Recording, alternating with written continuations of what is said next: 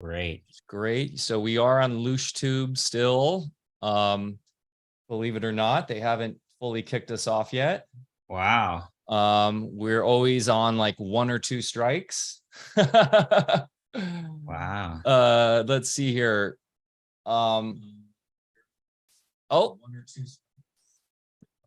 I'm hearing that's me. I'm hearing. Okay. Hey guys. Hey. If you can hear us, give us a thumbs up. What up, Eurosimos is in the chat. I found out from my friend Eurosimos, you guys go back a little bit, Matt.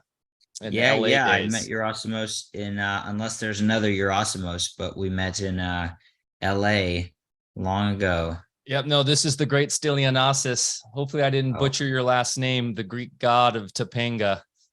Okay, let's go ahead. He's got a really cool podcast as well with his buddy Joel. It's called Here for the Truth.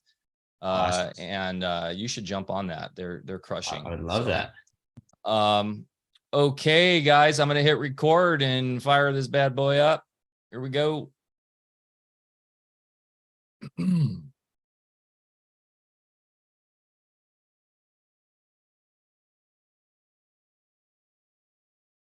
And boom, we're back for another episode of Alfacast. I'm Mike Winner, and I'm here as always with the awesome, amazing. I'm going to start over, guys. I ruined that one. 1 second.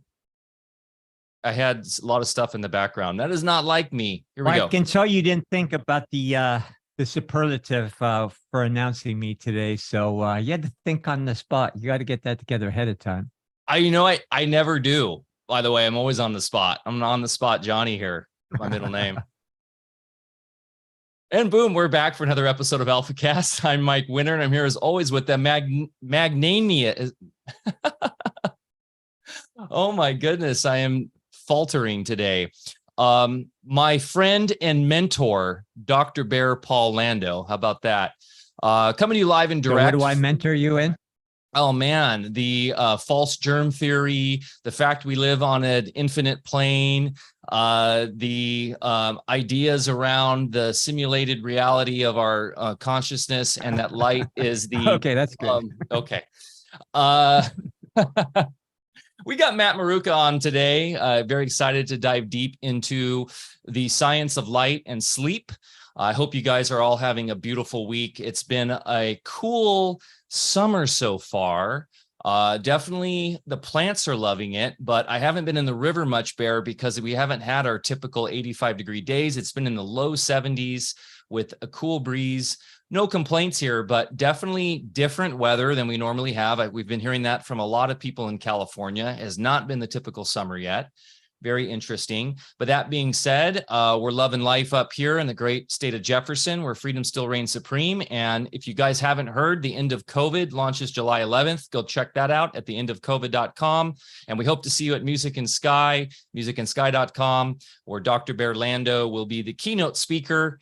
And that's about all I got. Anything on your end, Bear Lando? No, same thing down here at our private beach on the farm. You know, it's the water's still flowing a little bit heavier. And when we're swimming every day, there's a little island that appears when the river recedes a little bit, but it hasn't happened yet. It's still submerged. So we're waiting for it to arise again.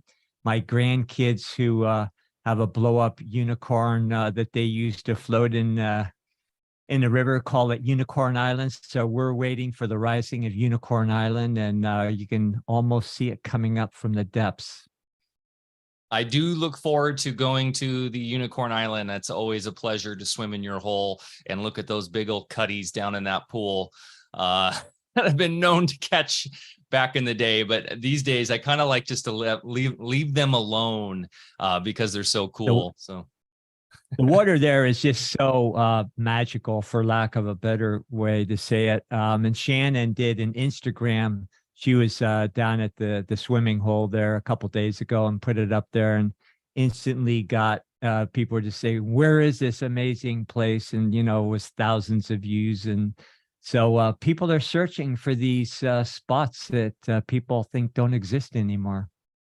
Yes, we're quite blessed to be on one of the purest riverways in in North America, really. So we chose this specifically. I don't personally, besides being closer to you guys, but for the water itself. And maybe we'll touch a little bit on that today: primary water, living water, and its connection to light, and the internal milieu that is the human being, and what drives our internal reality. I look forward to diving deep with Matt Maruca today of Ra Optics. He's returning to Alfacast to share his continuing research and personal journey into cultivating the inner light.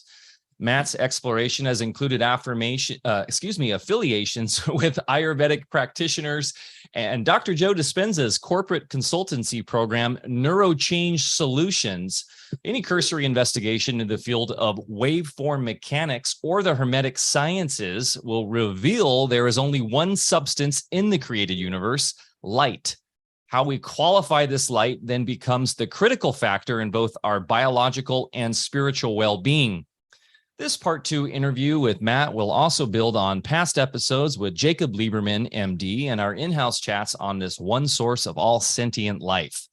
Matt Maruca is the founder and CEO of Ra Optical. I'm wearing some of his wonderful glasses here today. As a child, Matt struggled constantly with debilitating headaches, allergies, and gut issues. He spent years trying Western medical drugs, Eastern diets and herbs, and modern diets and supplements to no avail. But everything changed when he learned about the role of mitochondria in producing energy and maintaining health in the body. Matt's research led to the understanding that all chronic diseases manifest when mitochondria are severely damaged, and at the root of his own health issues. This led to the realization of why his own mitochondria had become compromised. In Matt's own words, quote, "Mitochondria are electromagnetic in nature, which means that their ability to process food and make energy is controlled by light. Every night, a hormone called melatonin helps to repair our mitochondria while we sleep. The problem was I was sabotaging myself with my late night TV, phone, and computer use, destroying my melatonin level and my mitochondria.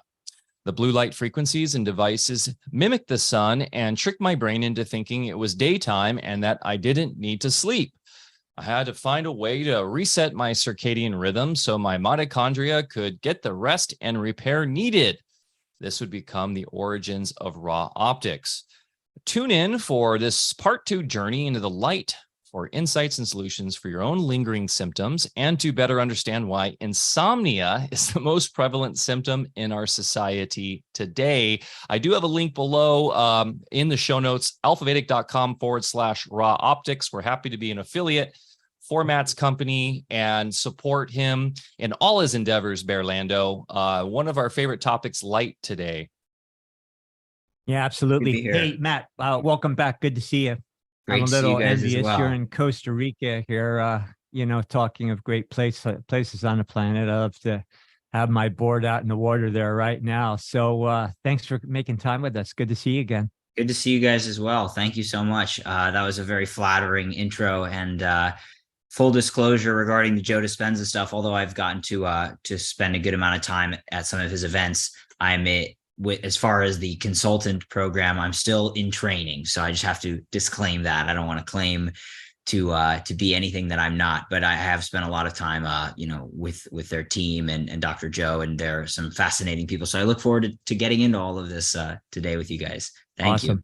Well, you're in good company. We're all in training. I still don't know what I want to be when I grow up. And so always a student, always got the training wheels on, in some way or the other. But hey, definitely, as Mike already said, one of our favorite subjects. And I'll start out by saying light is the most important nutrient for our bodies. And, a lot of the therapies that I, applied in my clinical years was different forms of light qualified in different frequencies that, did very special things. And we want to talk about the inner cultivation of light, which is the ultimate goal of all of us, because our qualification with the inner work and just being able to maintain a focus and visualizations and understand how those different qualities of light affect us.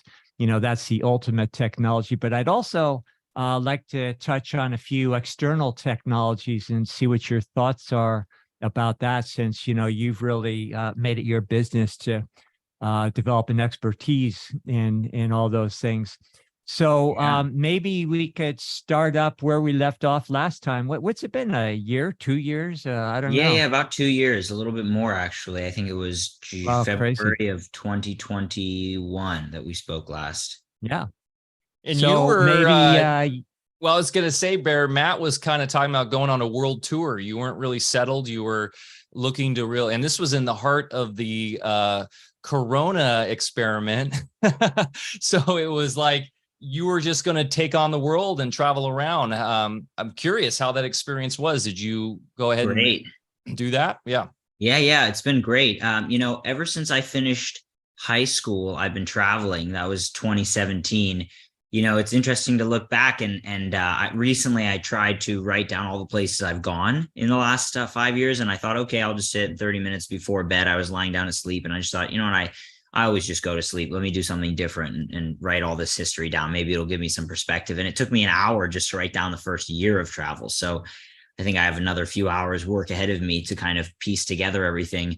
But so I had been traveling quite a bit around the world, I like to think of it more like living in different places, because it's not, sometimes it's, moving every couple of days or weeks, but often it's 3 months here, 2 months there, a month there, 6 months there. But anyhow, I had been doing that before the pandemic, and the pandemic kind of slowed me down. And then when it kind of let up a bit, I use the word pandemic loosely. I think you get that. And then I basically went to Costa Rica because it opened up. And then after that, I went over to Europe, and that was pretty interesting. Definitely navigating that. I won't share a lot of details, but in a world that requires certain things constantly that I'm not particularly interested in, I just had to navigate things. But I did have a lot of these things stuck up my nose, which was not particularly pleasurable. But I deemed it the lesser evil in order to get across borders and things like that. But it was interesting. I mean, thankfully, most or all of that's gone now. You should learn to just trust the science, bro. Yeah, right. Yeah. That's definitely a common perspective here. But unfortunately, I don't trust totalitarian science. Most people don't understand that there's different types of science. There's, authentic, genuine science. And then obviously there's other types of science, certainly. And I think people it's a great subject, but it's interesting how science can be used for different aims. It's kind of like, saying, you should trust companies, there's good companies and there's bad companies, right? And obviously, I know you guys know this, but yeah, science is actually really the same. Science is just an idea, it's a method, and there's good and there's evil in this, or there's good and maybe we shouldn't call it evil. Maybe we should just call it negligence or malintent, etc. But that's very prominent in science today, sadly. Yeah. Well, the original goal of science was to do things and observe and sit back and not have an opinion and just, kind of catalog what you observe. But now observation has been relegated to anecdotal. So therefore, what you see and experience is not real. Trust what we tell you. Yeah, absolutely. That's a good way to put it. There's a really interesting book that's worth bringing up. I don't think we touched on our last call.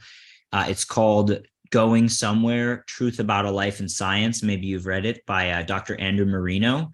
And he is a researcher who was the protege of Dr. Robert Becker, who you're probably familiar with. He wrote the book, The Body Electric.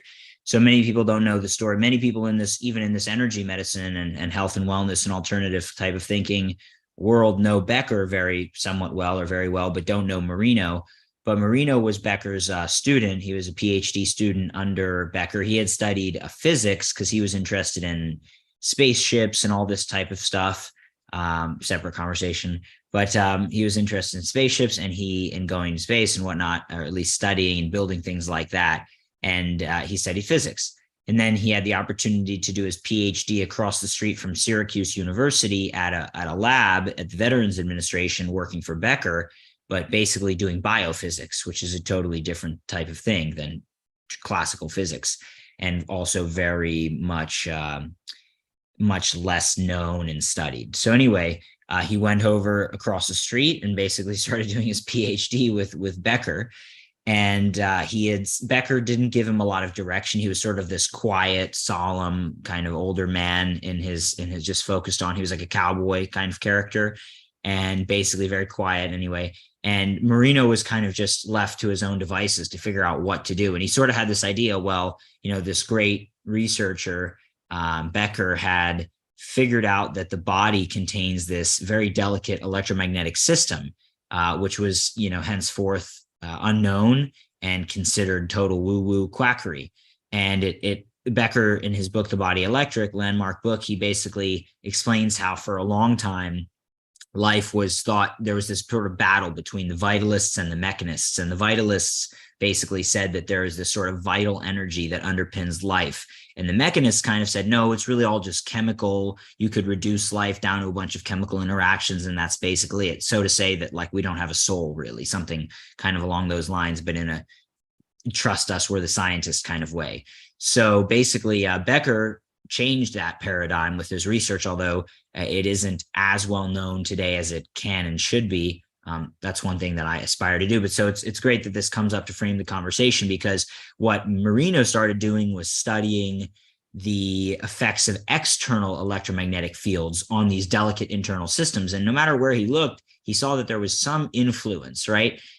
Whether it was an increase in certain values or symptoms or phenotypes or something, or a decrease, but there was generally, in fact, always a change when they studied these externally applied electromagnetic fields on these really delicate internal systems. Now they started defending. Some people would see their work in the newspapers and say, hey, they just built a high voltage transmission line over my house. There was this big line from the Hudson Dam to New York City, or a dam up in Canada on the Hudson Bay or something like that. And maybe it was St. Lawrence Bay, but the Gulf of St. Lawrence. But anyway, they were bringing all this electricity down across New York State and just putting these lines over people's houses with eminent domain or whatever. They could just build a line and you didn't really have a say much if you're a farmer. And so, farmers noticed irregularities in the laying patterns of their chickens, the milk production of their cows. One guy even he touched the roof of his metal barn and got shocked off and injured. His ladder flew back. And so some people started suing the power company. And basically at the time, there was a standard that said that the only way and this is similar to, your sort of earlier comments, Dr. Bear, but basically that scientific evidence could only be admitted into a court of law if it was considered generally accepted by the scientific community. And the reason that legal standard, so there's an interplay between law and science, and that was the interplay at the time in the United States. And the reason for that was because in a court case in the early 1900s, somebody was apparently murdered someone. They were being charged with murder, and they were essentially trying to use a lie detector box, some sort of lie detector device that was developed to acquit themselves.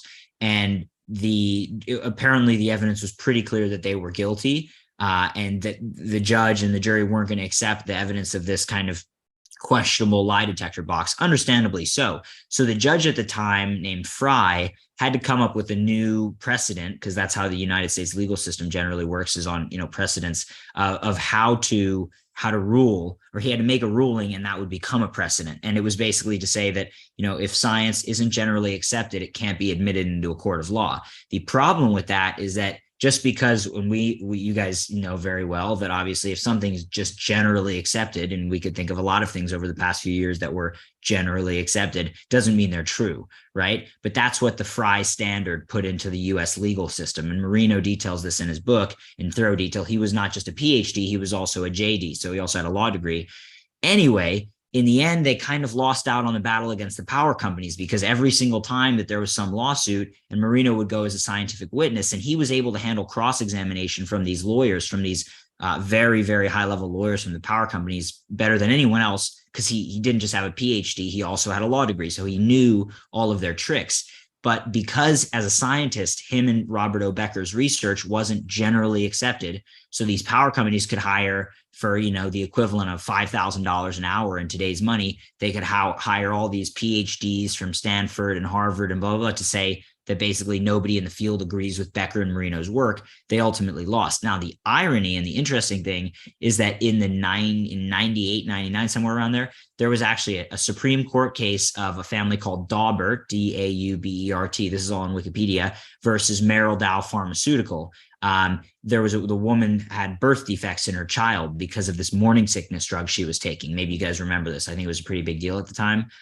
I was not born, but basically, anyway, they actually called Marino, these lawyers, because they knew he was kind of the top guy in this interplay between science and law in this field. And they asked him, what do we tell the judges? They're prepared to rule in our favor, but we need to give them a sort of explanation. And he said, well, you should tell the judges that, you know, scientific knowledge isn't a product of general consensus or agreement. It's the product of the methods used to obtain it. In other words, you shouldn't just, as a scientist in court, you shouldn't just say, I'm a PhD from Stanford, and this is what I believe, and this is what I, you know, so, but you should believe me because I'm this and that credential.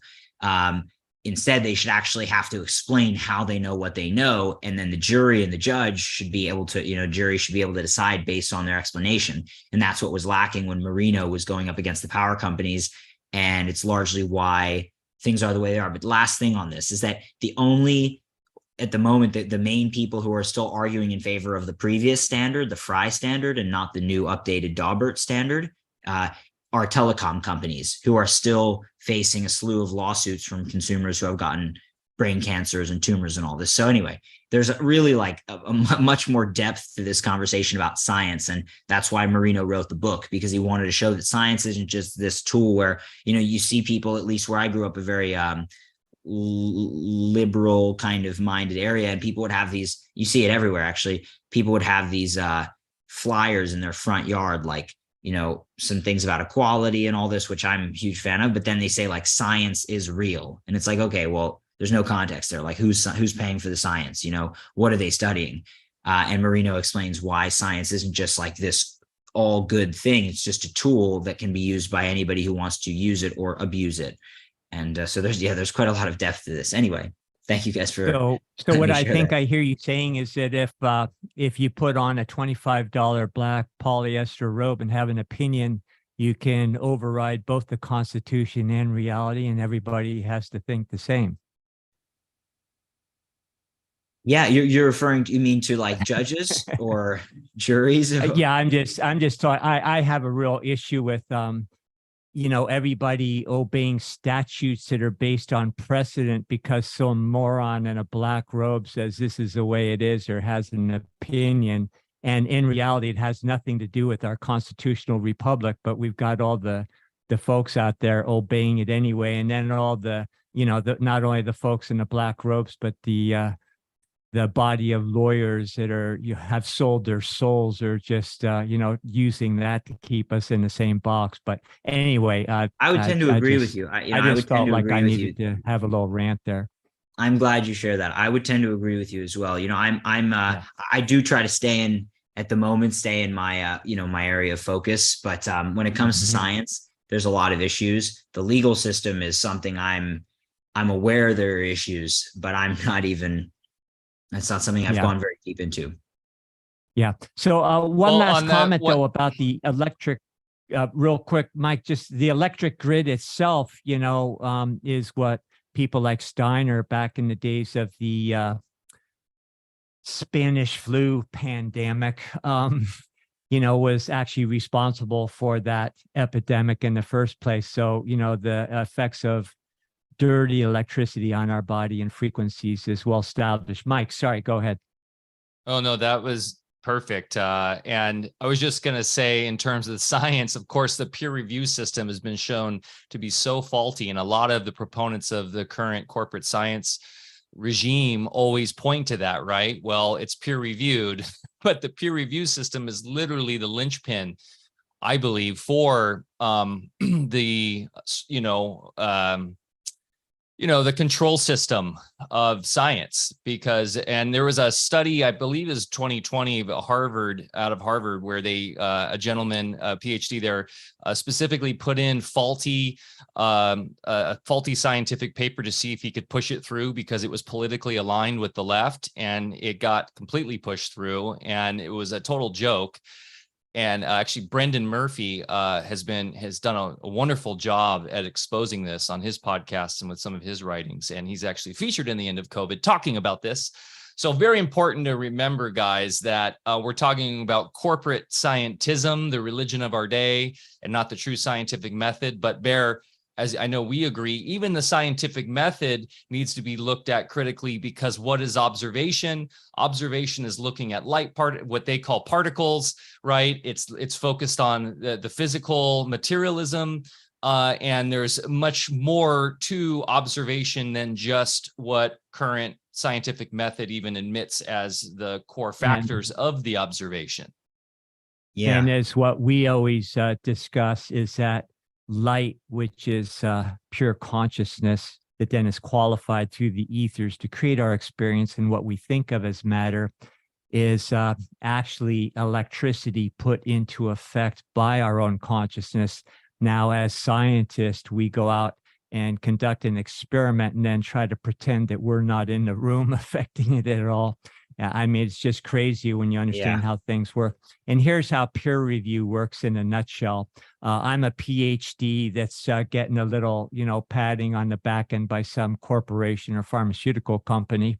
And, being a PhD from Stanford, I call up my bros after I do an experiment, Matt and Mike, who are PhDs from MIT. And I say, also on the same payroll, and I say, hey, what do you think of my experiment? And you guys go, hey, perfect, we agree. So that's peer review, basically. Mm-hmm. Yeah, absolutely. It's not exactly it's not the ideal system. We could put it this way. And on that point, there's an article that just came to my mind. It's in the Atlantic magazine, which it's a pretty prominent magazine, but November 2010, and it's called Lies, Damned Lies, and Medical Science. And it's a really, really great article actually exposing how the majority of medical science is actually just completely false, like a huge, maybe not majority, but I mean, in fact, I believe the majority probably is, but they've openly admit there's a lot of evidence that at least a very large minority of medical science is completely unreliable. And they talk about, there's a lot of details in there. It actually starts talking about a sort of conspiracy theory, which is, and ended up being realistic, in fact, where hospitals in Greece were, diagnosing patients falsely with appendicitis so they could do surgeries on them and so on. And that kind of thing is all too common. But anyhow, so I think we're in agreement here that there are flaws in science and there are flaws in the legal system, right? But the question is, what can we do about it as daily people? How can we elevate our experience? At least that's what I try to focus on. I think decentralization is the key, and we're not denouncing science, once again, as we've stated here, right? It's denouncing the moneyed interests that are controlling it, that are coming from centralized players and system. It's like a whole entire huge systemic issue, right? But when we decentralize and when we empower the individual to find their path, and if that happens to be someone who's an independent scientist who can find ways to get funding to do their own studies, like what you've done at Ra Optics, right? And what we do at Alfa Vedic, using the scientific method to validate what we do, and then put that out through decentralized and censor-proof platforms like Cortal or all sorts of stuff. We're streaming on Odyssey right now, and here we have a path towards true science, which is not being controlled by specific centralized moneyed interests. Mm-hmm. Yeah, and this I totally agree. Segue tangent brings us full circle back to the. Go ahead. Just one thing to throw in on that. I'm really glad you mentioned this. Speaking of decentralized and us making our own conclusions, people taking their own, let's say, stance, their own approach. Like if what I've experienced in this process is just observing how for whatever reason, I had the confidence or awareness when maybe some of my peers didn't, to not trust what I was being told. I'm not sure exactly why me and not others that I know, but for whatever reason, again, I've just didn't trust these powers that be. And I think it was largely because of the stuff I started reading when I was 13 and 14 years old about the paleo diet, and just realizing, oh my gosh, the food industry is just not, it's kind of all a lie. And then it went into learning about light, and oh my gosh, nobody ever told me light could affect my health. And then, the electromagnetic fields science in particular caused me to distrust a lot. Because as a younger kid, I wore tons of sunscreen. In fact, I was the kid who tried to encourage my friends that they should wear sunscreen because they needed to, so they wouldn't get a sunburn or skin cancer or whatever. So I kind of did a full 180. But this is to basically say that if I had just been a normal thinker, I hadn't had this influence, I probably wouldn't have started my company, because I would have said, oh, well, yeah, there's a little bit of evidence that blue light can affect our sleep and circadian rhythm, but because there are no, peer-reviewed, randomized control clinical trials talking about blue light protection glasses, and there are a few now, but not a lot, and they're not really well executed. They're just a couple, and again, they're very limited in their scope. But I probably wouldn't have started the company, because if I was a conventional thinker, I would have said, oh, this has no legs. There's no way this is even valid or would work unless some authority figure would tell me, right? But then here I went ahead, and I think this could be valuable for a lot of people who are kind of in that uncertain position where, people think, oh, there's no opportunities for a business, or there's no opportunities for this, that. And the only way that would ever be true is if you just trust everything you read or told, right? All this is to say, there is enough evidence that, blue light controls our circadian rhythm. That was pretty well established even in 2015, 2016, 2017. Blue light can disrupt our circadian rhythm and create, melatonin suppression and sleep issues if we have too much blue light at night. So there's all these different factors. It wasn't necessarily clearly obvious that this could work, but enough people, including myself, had tried it with these sort of clunky safety goggles and were feeling benefits. So to me, it was like a no-brainer. And now 5-6 years later, just last year, we had a partnership with Aura, the company that makes the sleep tracking ring, which, is very, very popular now. And we had thousands and thousands of people get our glasses as a free gift as part of this partnership. And hundreds of people just voluntarily shared their sleep data with us in their, anecdotal reviews, saying my deep sleep improved significantly very quickly, sometimes the first night. So to me, that's all the validation I need. But there would still be people like the profane, we could call them, who just don't believe anything, that just wouldn't believe it anyway. Still, they want to be skeptical. And I don't know what to do about that, but I think I don't try to convince people. I just share my experience, and hopefully it resonates with people. Anyway, Dr. Bear, Matt Maruca, drop in the profane, Illuminati confirmed. So, Matt, somebody said that in the chat. No, that's just an inside joke in our podcasting world. When you drop a terminology like that, it's just a joke. Okay.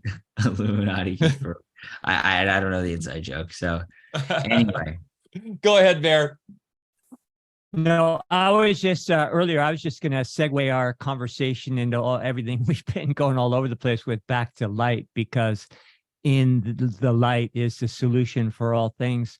And, you're talking about blue light and everything, which we want you to get more into, and other things relative to cultivating the light within yourself. But, light as it is in nature is full spectrum. And I would liken it to the nutraceutical kind of fad where people are trying to biohack the body and all this kind of stuff by extrapolating one particular element within an herb or some kind of natural source, concentrating it, and then using that exclusively at the expense of the full spectrum. And, you can get effects from that, but long-term, what I found in medicine, they're not good effects. We want to cultivate what nature puts out there. And what we're getting in blue light is a synthetic concentration of, just this kind of standardized one spectrum of the light. So maybe just go off on that a little bit for us, Matt. And then as soon as we can, maybe we can segue into, how do we do this within ourselves as well? Yeah, absolutely. Well, it's perfect, because that's where I want to go as well. So, just regarding light, from the everything I've read and the people I've worked with, and I'm now working with one of the top photobiology experts in the world out of Germany. In fact, I'd love to get him on your podcast at some point. But real genius, and very unconventional thinker when it comes to light and science in general. And at the basic level, light kind of organizes life. It's energy flowing through the environment of Earth. At least as we understand it traditionally, there's the sun, there's the earth, the light of the sun comes and strikes the earth and it moves through, and it's energy. So it causes changes in matter, much in the same way, really, that as wind blowing through the desert leaves certain tracks in the sand. And those tracks in the sand are inextricably linked to the flow of the wind and the patterns of the energy. And we could say life is in many respects very similar to that. We sort of are sculpted by the different wavelengths of light that come from the sun. So when we look at the way that different wavelengths affect our body, we can see across the spectrum that blue light affects our body's rhythm. And that's something that has been studied both in cells and also in living organisms. We can see that ultraviolet light has all sorts of different effects on, for example, release of nitric oxide in our blood vessels and causing our blood vessels to swell and blood to actually come up to the surface of our skin. Obviously, a big one that most people know about, and most people think it's the only thing the sun does, is vitamin D, which is produced by ultraviolet B light. Then, of course, if you overdose on the ultraviolet range of light, this can be harmful. And that's something that I've actually gotten much more aware of recently, working with this German expert, whereas some of the folks I was studying from back in the day were sort of more of the mindset of like, the more sun, the better, just push it to the limit.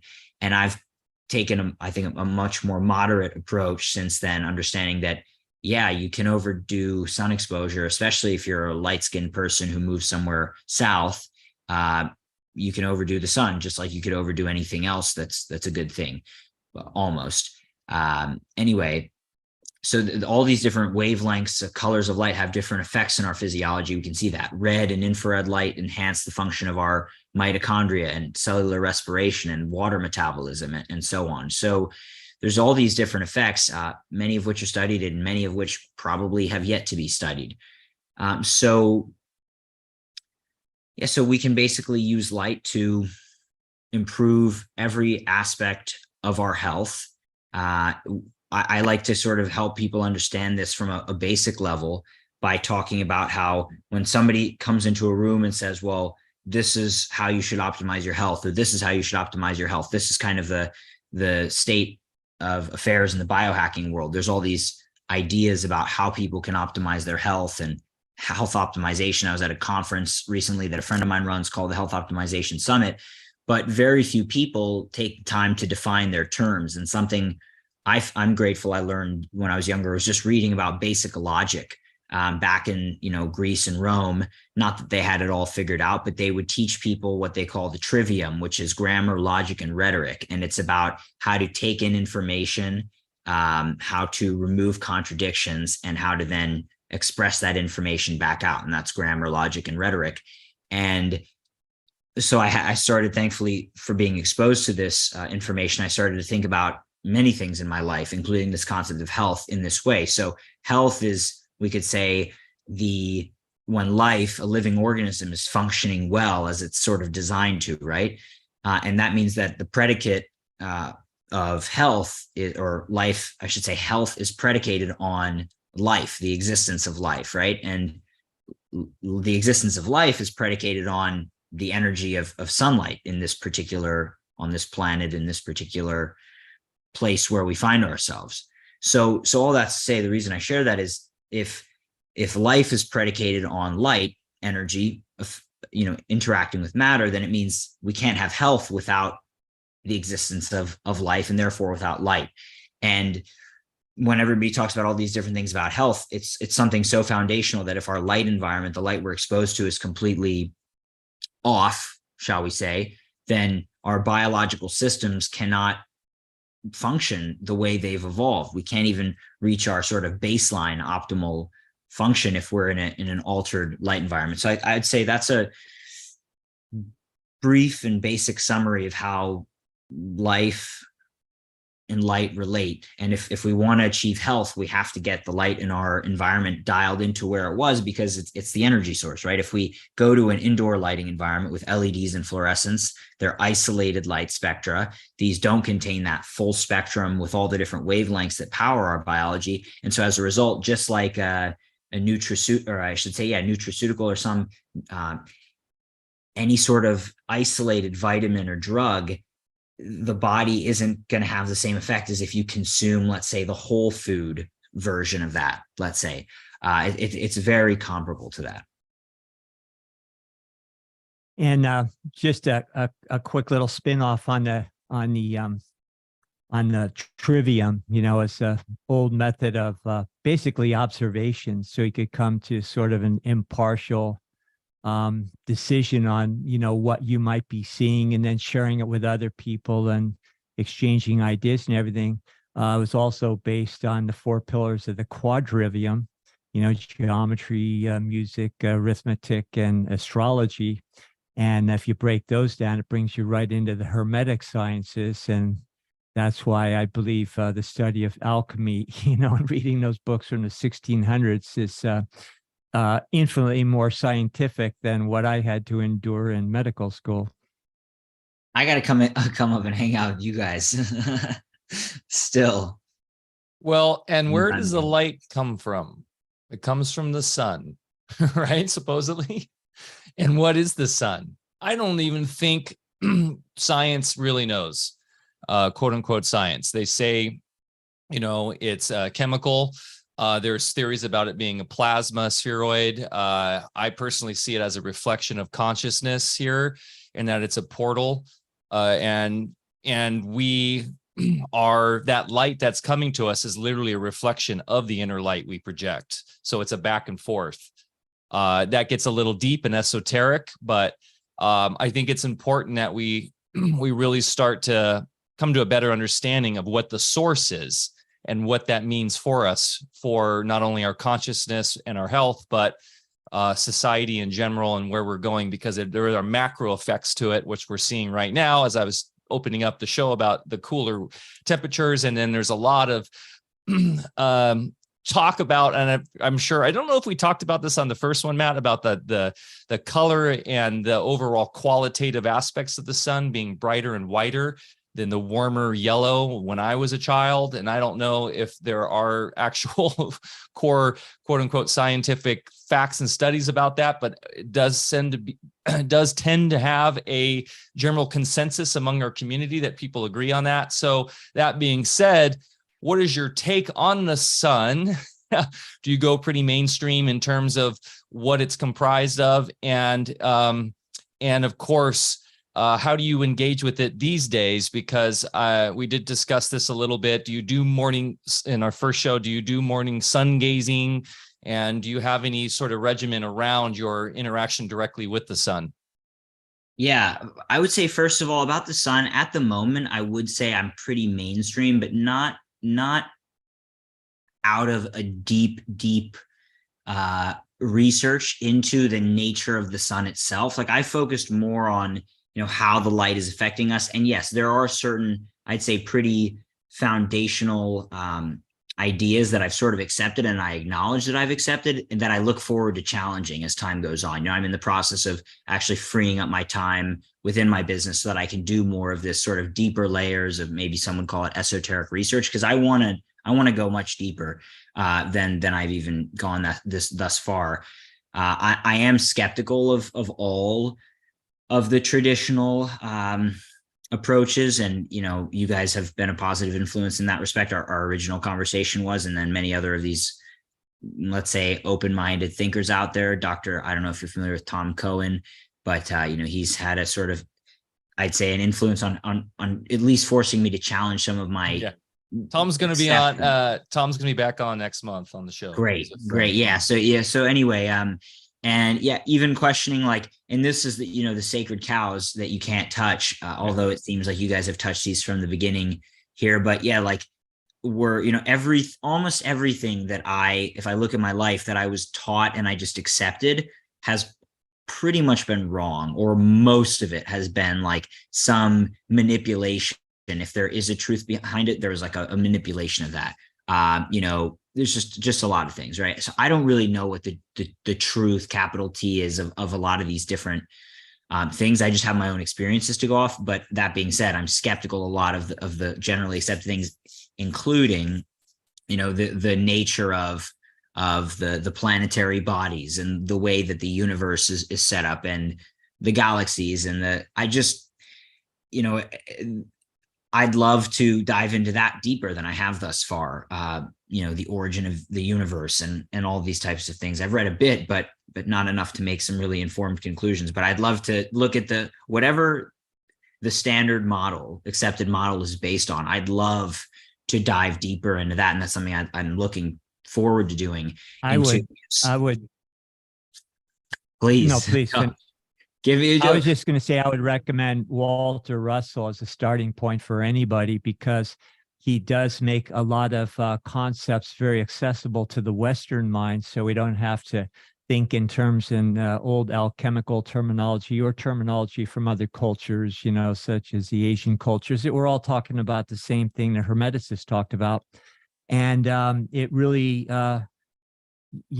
outlines or dissects, not just the nature of light, but its source, and how we are engaging with that source every single moment in order to create all the qualities, that then are imparted on that light to create or precipitate matter, as the old alchemists understood, how it coagulates informational fields through the ethers.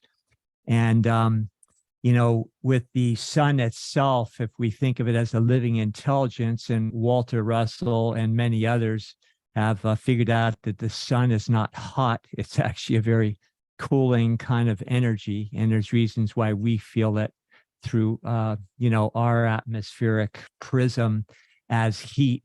And also that sun gives birth to all the other plasma fields or planets, whatever your belief system is, that then qualify that radiance or that intelligence from the sun, for certain functions, for the purpose of our creation. And that the sun, every time we're in it, we're not just getting, ultraviolet, red, and, whatever, parts of the spectrum that we can think of, but we're actually receiving information fields, and the sun radiates those informational fields that are the programs for every life form within all four kingdoms of nature within our realm. And I think of this as a functional realm rather than a spinning ball, but that's just my take. And I don't know of anybody who's figured out how to go into outer space by penetrating the firmament, which is actually the top of a toroidal field. So, there's all sorts of cool things to get into, but it's not just esoteric. It's really, when we understand more how the realm functions, then we can get more into an understanding of what light is and how to use it for our benefit. Yeah, great. I love that I love the way you share all these things. And I'm so open-minded personally to these sort of these concepts, many ideas that are like heresy, to the mainstream. But for me, it's like, someone who's so steeped in the traditional view, of all these types of things, including over the last couple of years, what's gone on, they would challenge you and say, oh, but it's like this, and it's like this, and it's like this. And unless I've seen it myself, or really trust the evidence on which certain ideas are based, it's really hard for me to accept a lot of these traditional ideas. So I really appreciate this, and I will be reaching out for detailed. Well, you're doing brilliant work, and you're having your own experience in a certain area. That's all I did, and I have my belief system. I'm not saying it's true or anything, but all I observed is over decades, when I conformed to more my conventional studies that I had to go through. Things didn't grow, bodies didn't heal, and I couldn't make quality plant medicine, in my laboratory. Mm-hmm. So when you start talking about some of these things and get those insights, and then start mimicking processes that are repressed, from medical studies and everything. You just find out that things work better. So maybe that's not science, but to me, it's all I have to go on. I actually think it's very much scientific. So, back to our original conversation, like it's accepted or believed by many that science is something that only a guy in a white lab coat can do, just like the judge in the black gown.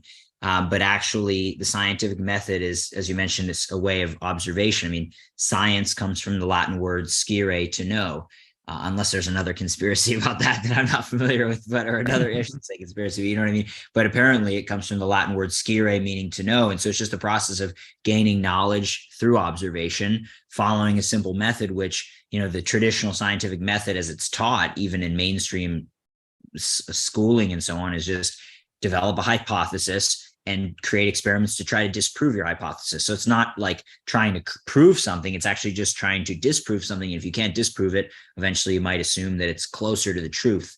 But then, that's kind of manipulated where, so the sort of premise of all science is that you can't necessarily fully know anything. You can just attempt to disprove attempt to disprove things, and in doing so many times maybe think to understand that something is closer to the truth. But it's actually kind of humble in its original form, because it's not claiming we actually know a bunch of things. It's just, well, we think this is probably true because we weren't able to disprove it, and we tried all these different ways, so more than likely we think it's true.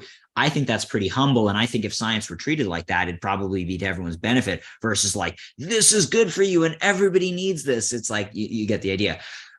So anyway, I'd love to shift, as we were talking about, towards the inner light stuff. And a good segue might be that in my at the point I'm at in my own personal journey, although there's a part of me that yearns to just stabilize myself, slow down the travel, and just immerse myself in all these books, and for example, dive deep into Walter Russell and all these things. I'm sure I'll have my time, and I'm as much as I used to kind of feel that there was some sort of urgency to that, I'm feeling less and less like that lately, because I realize I enjoy so much what I'm doing, traveling and exploring. And I think for me at the moment, this is my sort of scientific experiment with life. I just spent 4 months in Bali. I was in Australia for a month. I was in Europe for 2 months, and I went and I'll see if I can make this a brief story, but I was sitting in Bali at a cafe, and I saw a guy reading a book, which was written by the same author as one of my favorite books when I was 10 years old, called Born to Run, about the tribes in Mexico that run barefoot hundreds of miles.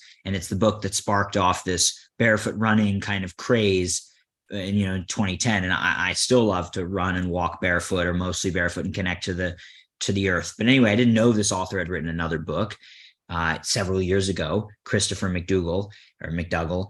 And so I decided I should read that book. The book itself was kind of pulling my energy. I didn't even see the title originally, but I just felt like I got to get a look at what the book the guy's reading. And I read it. It's a really cool, it was a cool war story, actually, interesting stuff. And again, all of this is sort of secondhand information. I wasn't there to see it, but basically, a British team of British special operatives on the island of Crete in World War II basically kidnapped one of Hitler's generals, hiked him across the mountain for 3 weeks, and got him on a submarine off to Egypt. And it just, they were just basically helping the local Cretans resist the Nazi occupation however they could.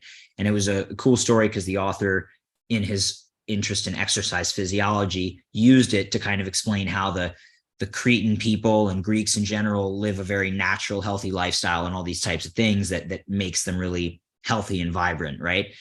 Anyway, the name of that book's called Natural Born Heroes, but that was just a side piece. The thing that fascinated me was that the main character, one of the main characters who led this sort of kidnapping of this Nazi general as a kid, had sort of been a misfit in the UK, got kicked out of school, probably would have been sort of in our crowd circles if he were still alive today or were growing up at this time. But after some time working in London, he decided, I better kind of go figure myself out. I better go abroad. And things aren't really going my way here in England. And took a boat across the English Channel to Rotterdam, the Hook of Holland, and then basically walked all the way up the Rhine and all the way down the Danube. And his target was Constantinople, now known as Istanbul. And so he made it, and he just had an amazing experience. He actually wrote about it. in a few different books. His name's Patrick Lee Firmer. He's now sort of famous British travel author, but he's deceased. But anyhow, I read that as a sort of side note, not really the main point of this other book I was reading. And it just fascinated me. I thought that sounds like an adventure. I've traveled, all around the world now, lots of flights and trains and buses, and seeking for something, sort of just looking, just to not anything in particular, but just to absorb whatever there is to absorb, right? And I thought, how cool would it be to actually go on an adventure like that on foot, right? Because something about the airplanes and all this other type of travel is just not doing it for me in the way that I maybe thought it would. But that to me seemed like a real proper adventure, covering long distance by land. So recently I walked as a sort of experimental walk. I walked this Camino de Santiago in northern Spain. So maybe you've heard of this very popular pilgrimage path. Legend has it that the apostle St. James remains are buried in Santiago there. And bucket list for me, for sure. Yeah. And it, regardless of the legend and the truth of it or not, I'm inclined to believe this, but there's a really special energy there in Santiago, and that's drawn people on all sorts of paths across Spain and France and Portugal to this point for over 1,000 years, even when it was occupied by the Arabs, that they took over all of the Iberian.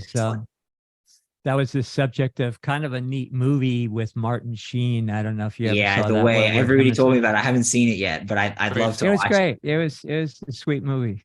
Yeah, I'd love to watch it. So I did that as an experiment, and I just have to say, as a side note, that's not the purpose of our discussion here, but for me, that was an amazing experience. I highly recommend it. And the amount of time I just had to just meditate. Part of the reason was, well, I'm living, right? I'm here every day. I go through my day, and I spent so many hours when I was in Indonesia, in Bali, on my laptop working. I mean, I also spent time exploring and surfing, but I just felt like, gosh, how could I set up my days where I'm just sort of obligatorily spending more time out in nature, doing something positive, and less time just sitting on my laptop? And I realized for so many years, I told myself that I didn't have enough time in the day to get the things done that I needed to do. And then I realized that I was just sort of shrinking time with my beliefs and my brain. And just by going out and walking several hours per day, like about 15, 20 miles a day, time just expanded itself. It was a really fascinating concept. So anyway, that's an experiment. I want to do a much longer walk across Europe. That's sort of what I'm aiming at, just for the sake of adventure. But I'm sharing that for a few reasons. I think mainly that in regards to this scientific sort of exploratory conversation we've been having, I think what I want to do is just go around, and what I'm doing is just gathering information, and hopefully one day it leads to something. I don't know what it'll lead to, but observations, right? And with that, I'll bring up Dr. Joe Dispenza, whose work I admire tremendously. I think when we had last spoken, I had just gone to one of his retreats that he does. Since then, I've gone to like 12. I just kind of keep going back, and as I mentioned before, I'm just doing the things that draw me, right?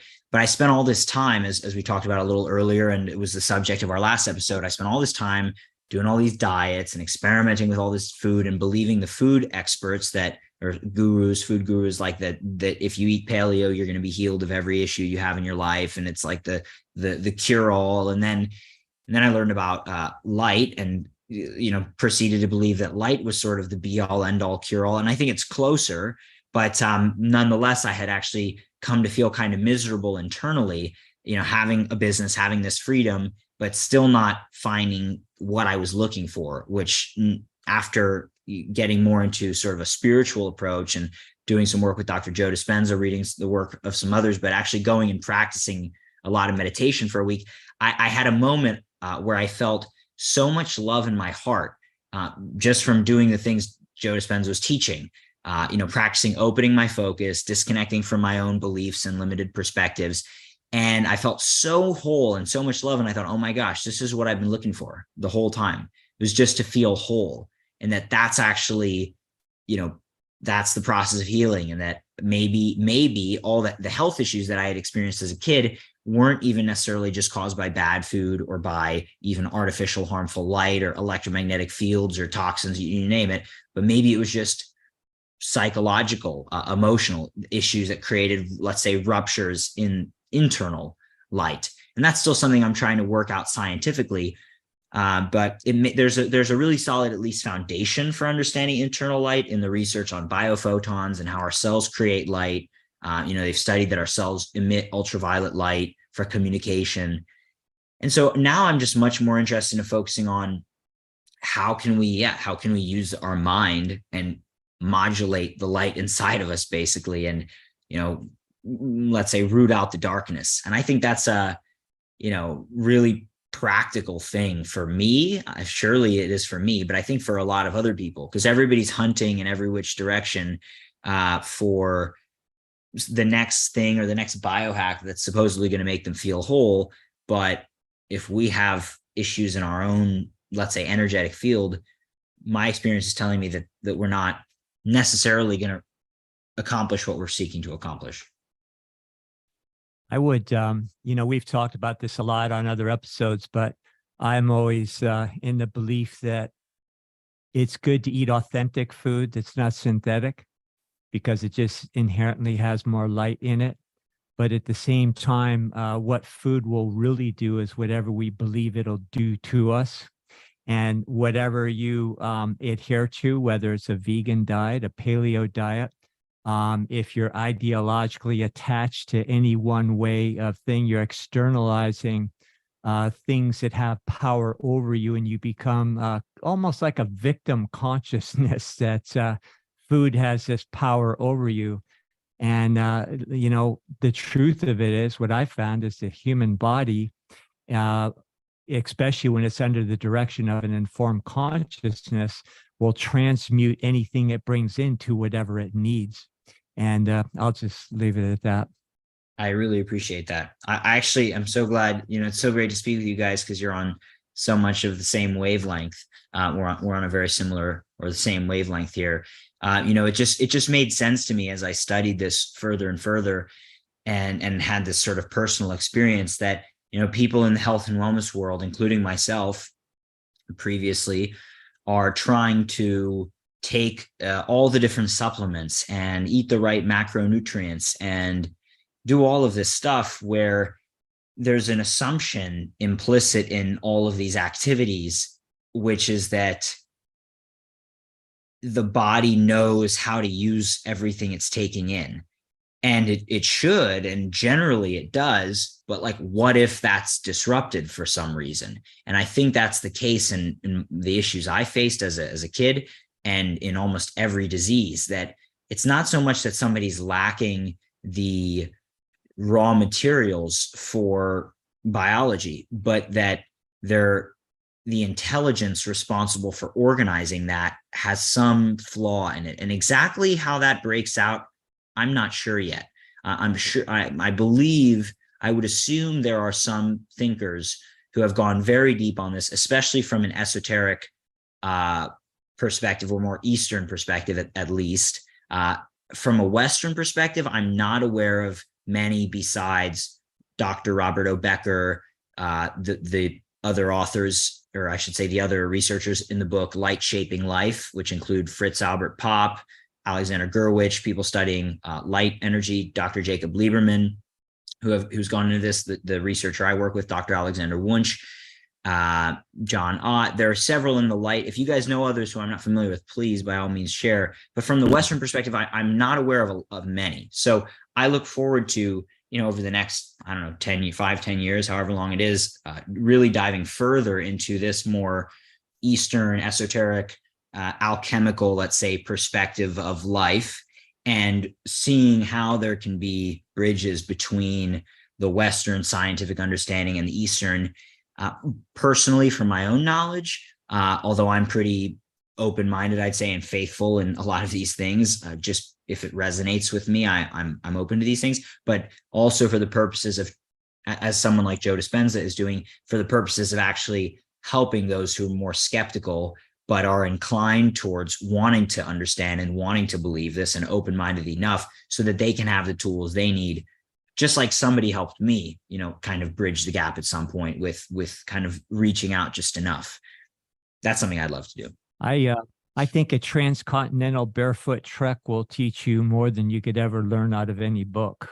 That's kind of what I'm glad you say that. That's actually, it's funny you say that because that's exactly what that's what I want to do. As I mentioned, I actually had this idea that I would walk to Jerusalem because it seems like a pretty good target for a pilgrimage, Bethlehem, Nazareth, etc. But I'm super curious. This is like me. I want to interview you guys. I definitely should. I actually would love to do an interview interviewing you guys. I have the Light Diet podcast. I very rarely interview anyone because to be honest, there's not a lot of people I'm interested in interviewing, like just being totally honest. But or at least the mainstream, the people talking about the sleep or sex, like just not that interesting for me. But people talking about, the kind of stuff you guys are into, I would love to interview you for the Light Diet. But anyway, I'm curious about your perspectives about Jesus, Christ, Christianity, Allah, different religions, how that all kind of loops in. And I was going to say that it's funny you bring up religion because all the great classical religions, which are really stemming from the perennial philosophy, all have some sort of hermitage, some where you're going away and getting away and fasting, right? Or some sort of journey that you go on, whether as we're talking about the Camino here. And by the way, I love Craig Adams' channel. If you guys this is something my kids and I do all the time. We watch people go on these treks, and he has a beautiful way of filming it. There's no talking on it. He films it. He's done all the Camino. He's done all the big treks.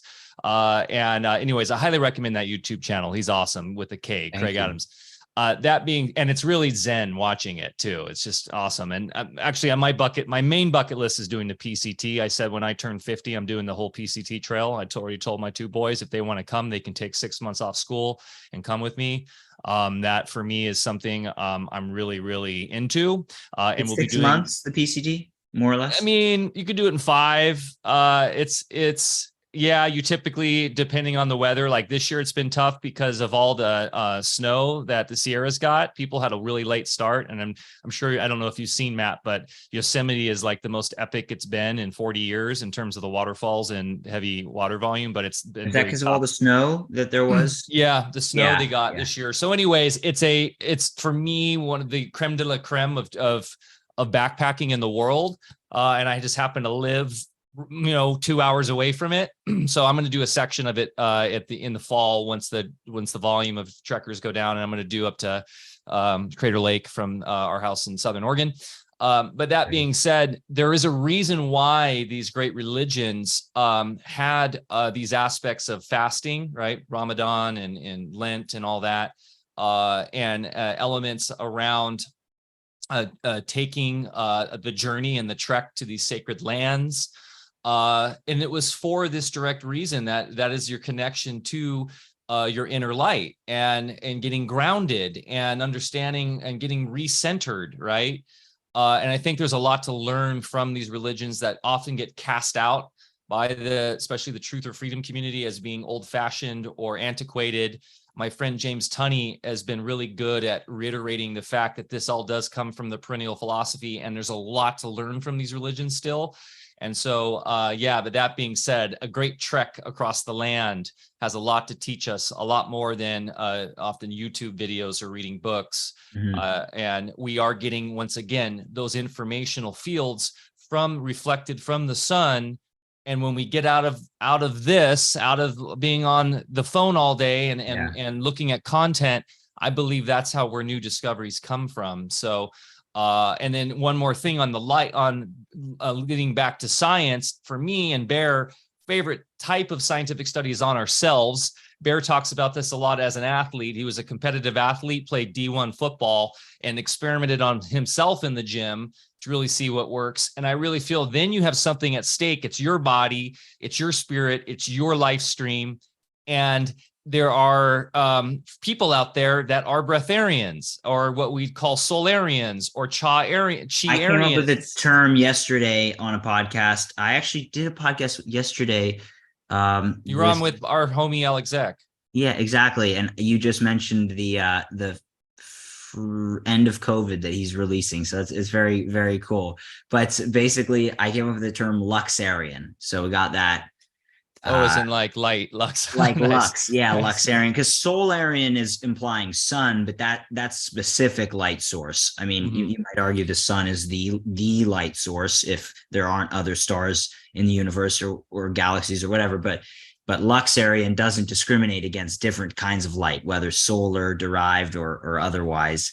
So anyway, it was that or Photarian, the Greek photo, but I think I think Luxarian sounds better. We agree that it sounds like some sort of Atlantean ancient civilization type of thing. So Luxarian won out. So anyway, the Instagram's taken somehow. Does it Oh, doesn't wow. exist.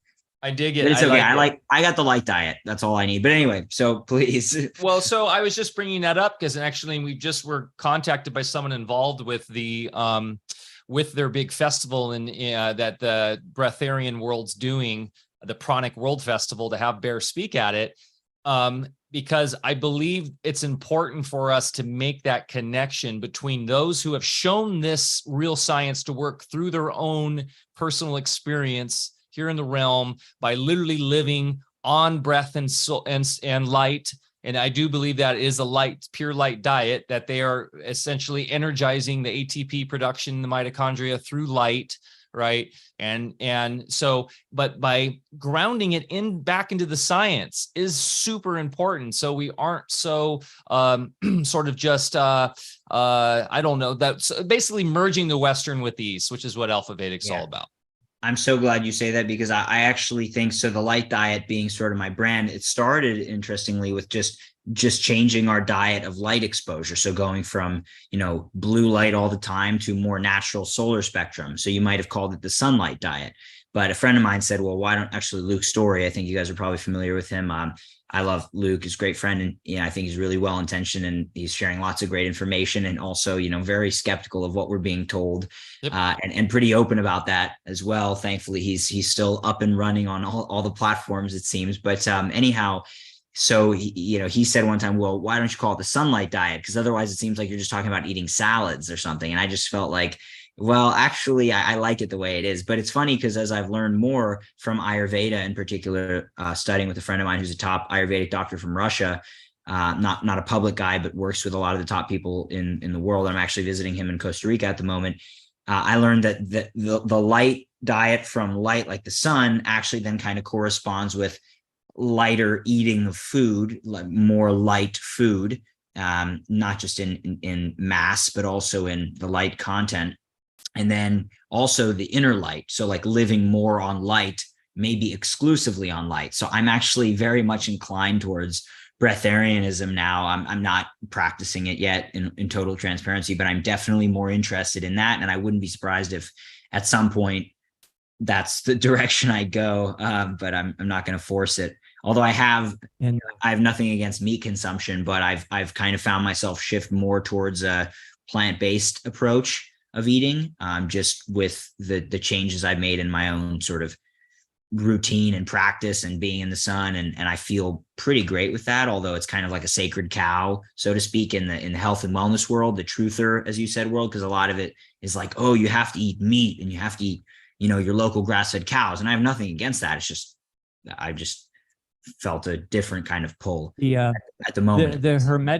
The hermeticist, really understood, as we already alluded to, that, through the etheric medium and the different stages, beginning with the fire element, which is hydrogen, going to nitrogen, oxygen, how there's a fermentation in the atmosphere, then that creates coagulation, then goes to the south pole to the carbon element and actually precipitates matter.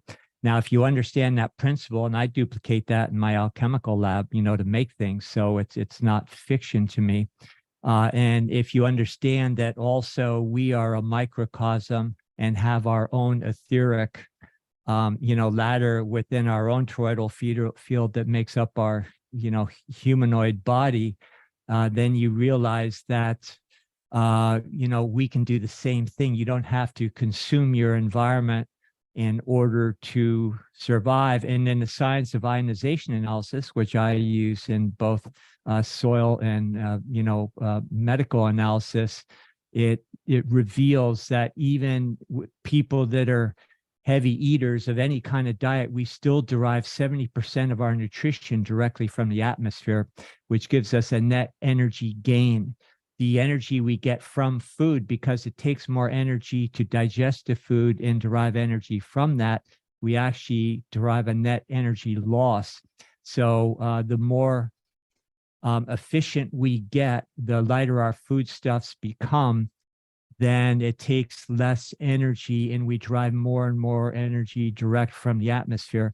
The only thing I'd say is involved with any kind of diet, whether it's paleo, whether it's vegan, whether it's breatharianism, there gets to be a lot of ego involved and people wanting to do things for the wrong reasons and not going through proper transitions in any, in either direction.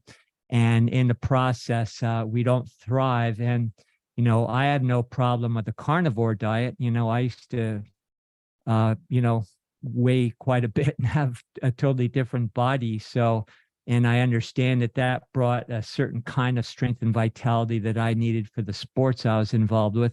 But then, in later phases of life, and then also desiring different kind of attributes in my life, heavy foodstuffs like flesh will kind of put a ceiling on your, let's just say that efficiency within your consciousness to transmute. And then, you'll have a tonifying effect on the physical level, which carnivores experience. And I know I'm going to get skewered by all the carnivores out there now.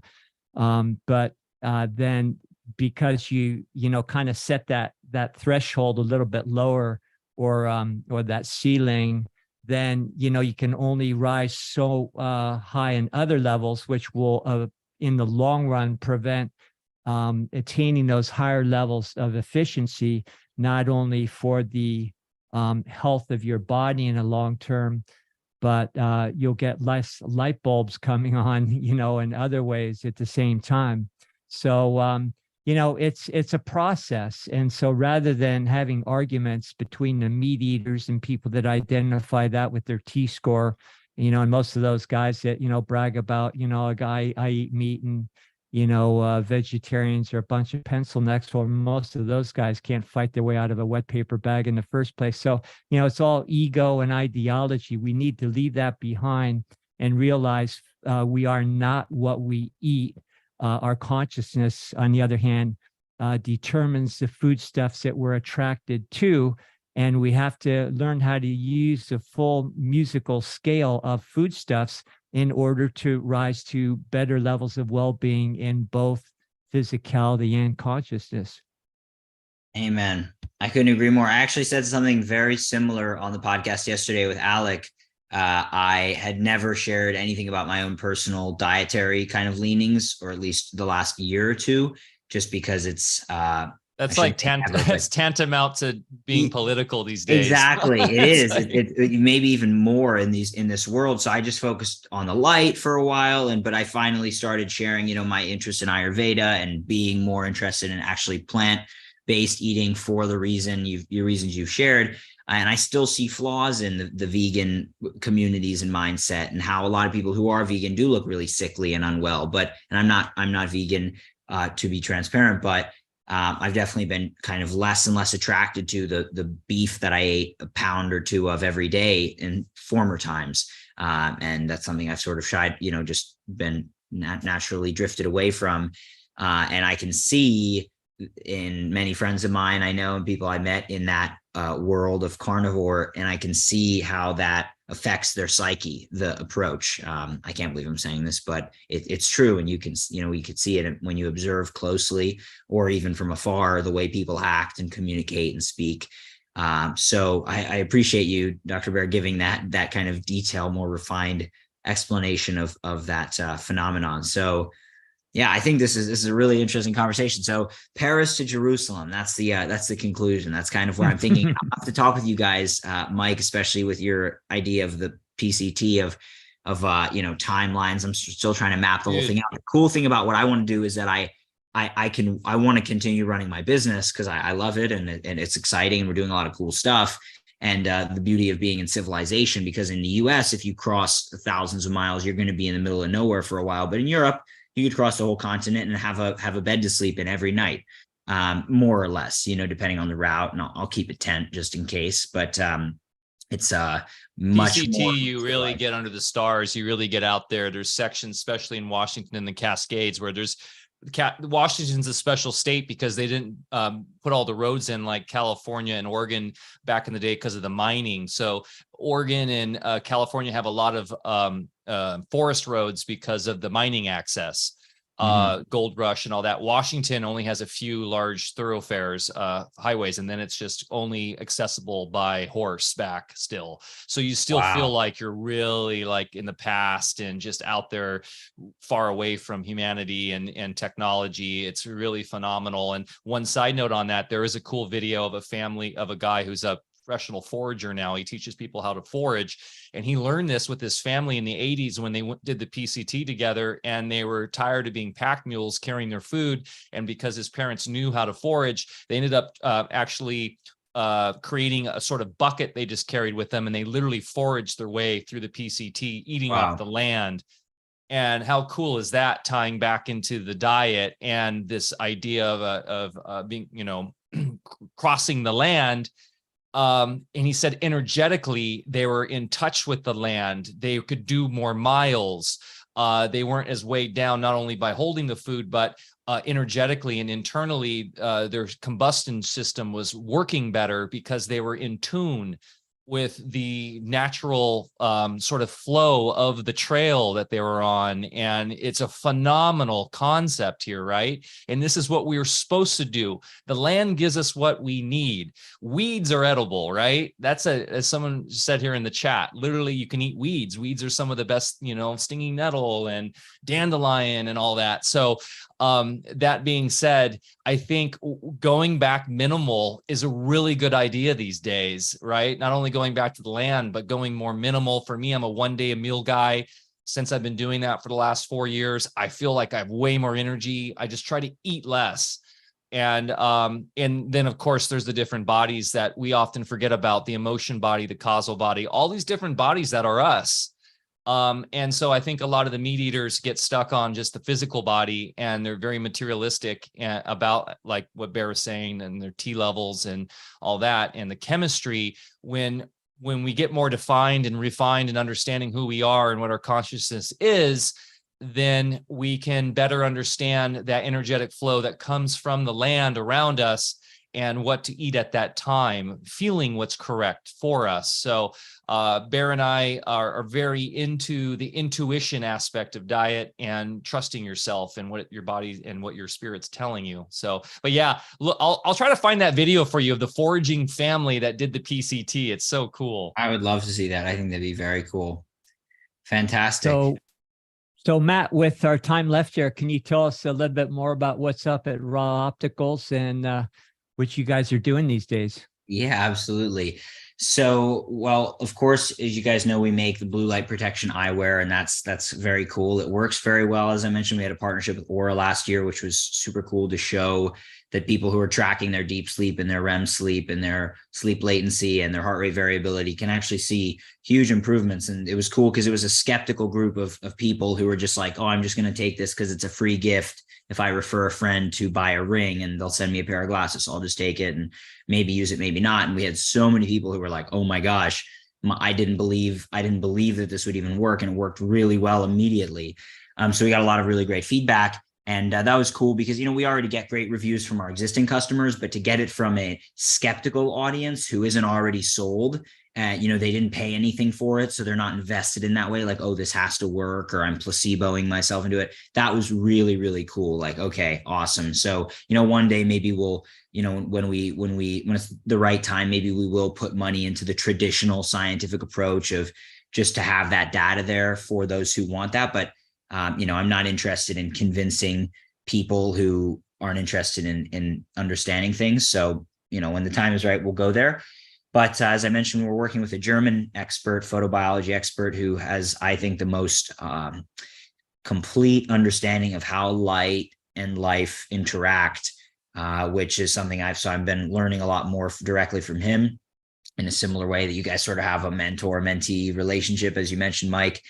And we're working on some really cool light therapy devices. So we're working on red light panels. So, very popular red light, LED-based red light panels. However, none of them have the level of wavelengths, the frequency options we're going to be offering. So we're going to create basically a superior broad spectrum LED red light panel. So that's exciting. It's in the works. Time hard to give, but really hopefully exciting. by the end of the year.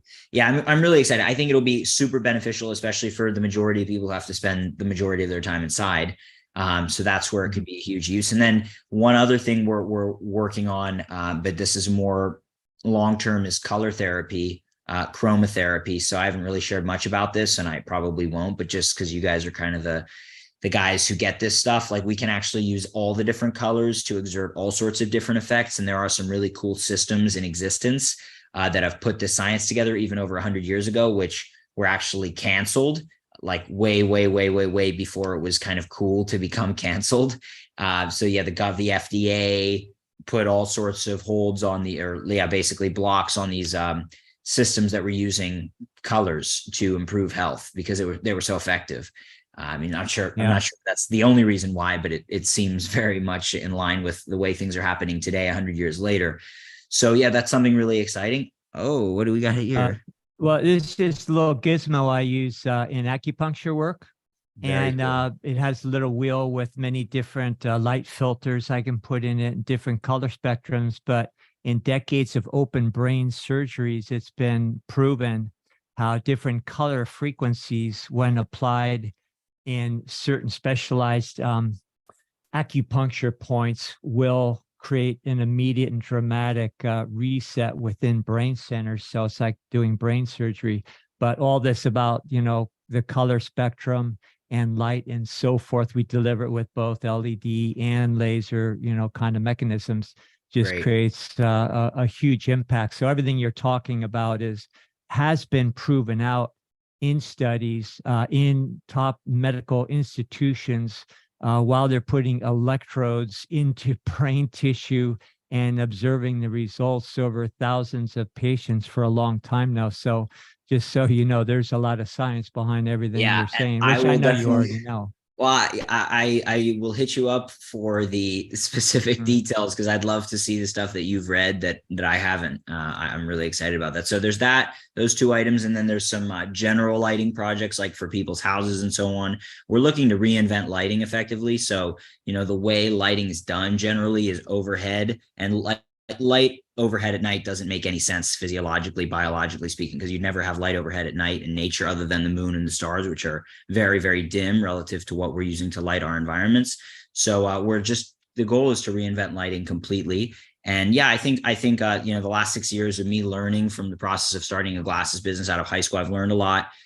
We've sort of beyond proved the concept that there's a need, that there are effects, that we have a strong resonance with an audience out there that's only growing. A lot of the top athletes in the world use our products. And for me, it's great because not only are we selling a physical product, but especially after getting into the Dispenza work, I've realized that I want to imbue the products with a higher consciousness. And that's something we do. I notice you have a biogeometry bangle on around your neck, if I'm not mistaken. Yeah. And like our logo, as you've probably seen, it's the Eye of Horus, which is an Egyptian symbol. Right. Yeah. Awesome. A friend of mine actually who's in biogeometry tested and basically said, yeah, the symbol produces BG3, which makes sense, of course, because it's an ancient symbol. But so I want to, in ways that the scientific minds are going to accept and understand, we'll put that into our products, but also the stuff that people just don't need to even know what we're doing. And there's going to be higher levels of consciousness and awareness that even just our intentions, I believe, have a strong effect in being more focused on doing good for the world and creating quality products, even when my products cost me more than there are other products you can buy on Amazon, for retail price. And, which just, I believe that has a huge effect. A lot of the time people just tell me, well, your glasses just feel better than X or Y or Z other company, which I've even tested those, and their lens technologies may be comparable or similar, at least in the wavelengths it blocks. Our frames are generally higher quality than all the rest of them as well. And our lenses have some specific focuses on detail that others don't. But all that's to say, people are just like, they just feel better. And I'm like, yeah, I mean, we put a lot of attention to detail, but I'm starting to realize, or at least think, that you can't exclude the sort of energetic component when it's a company that's actually trying to do good for the world. And So yeah, and I think that's why there's a lot of resonance with top performing athletes as well, like the number one football soccer team in the world, Manchester City. They basically all use our glasses, and a bunch of other really top, like high level people. So it's kind of exciting for me. It just keeps it fun. Yeah, no, I can vouch for that. Your glasses are a whole different quality caliber, and I'm not just saying that, because I have seen quite a few. When I do extended computer work, which I try not to do, but when I have to, if I'm working on Photoshop or something, I always put the glasses on, and I just feel so much better after. And just everything from the construction to, the way they feel on my eyes. And, it's just apparent that they're at a different level. Thank you so much. Well, it's been so great speaking with you guys, and I look forward to our next one. Hopefully the next time I'm on Alfacast, we do it sooner than 2 years. And also, I'm really serious about doing an interview. I want to pick your guys' brains, but I'm thinking about how we could even do it in person. If there's a way that I could get up to you guys, maybe sooner than later. I kind of have a really tight travel schedule because I'm trying to get back to Europe to continue my pilgrimage. But and I will, but I may be able to make something work this summer. So I will let you guys know, and we'll be in touch. Mike, I think I have your cell. Awesome. I think anyway. I would love to. Yeah, you have my cell, I believe. Holler at me. I'd love to have you come by Music and Sky if you're here, and then cruise up to the farm, and we could hit the PCT even for a little bit and do a section. That would be awesome. Yeah, that'd be amazing. Have you ever been to Crater Lake? No, have not. One of the wonders of northern of the entire hemisphere here. Deepest lake in the world, right? Or one of them. Well, I don't know about that, but it is just really it's a magical place. It's one of the like in terms of the water quality is really unique and different.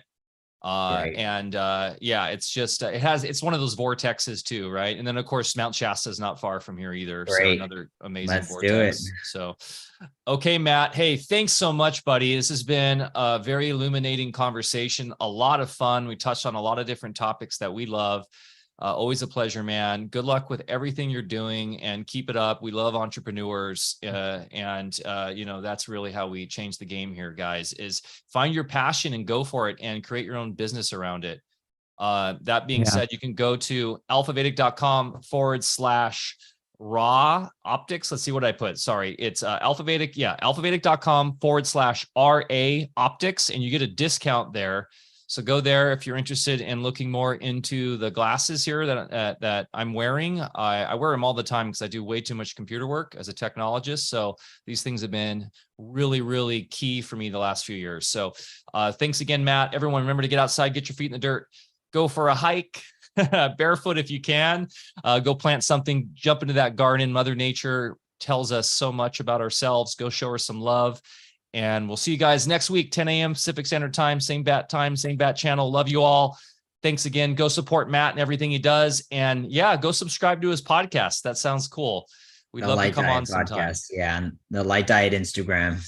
Thank you guys. Thanks so much, Matt. Love you guys. We'll see you next week.